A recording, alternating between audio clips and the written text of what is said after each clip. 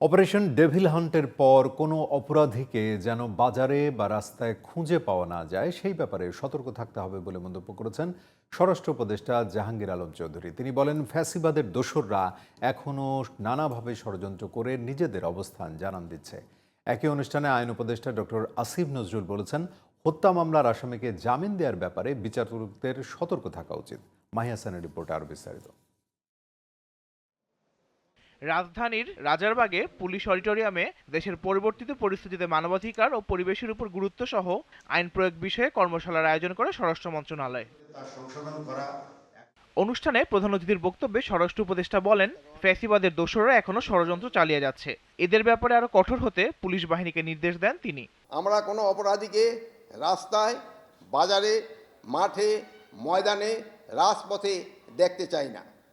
প্রত্যেক অপরাধীকে আইনের আওতায় আনতে হবে, তাদের বিচার নিশ্চিত করতে হবে। পুলিশ ও আদালত ঠিকমতো কাজ করলে মপতন্ত্র এমনি কমে যাবে বলে মন্তব্য করেন আইন উপদেষ্টা ডক্টর আসিফ নজরুল।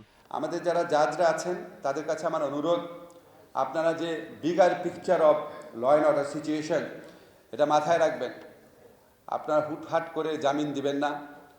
জামিন পাওয়ার পরে একজন মানুষ দেশের আইন শৃঙ্খলা পরিস্থিতির জন্য যদি ভয়াবহ হয়ে ওঠেন, যদি পালিয়ে যাওয়ার চেষ্টা করেন, যদি একই অপরাধ আবার করার চেষ্টা করেন, তাহলে সেটা জামিন দেওয়ার ক্ষেত্রে আপনাদের বিচার্য বিষয় হওয়ার কথা। পুলিশ ও আদালতের কাজে মানবাধিকার যেন লঙ্ঘন না হয় সেদিকে লক্ষ্য রাখার পরামর্শ দেন শিল্প উপদেষ্টা।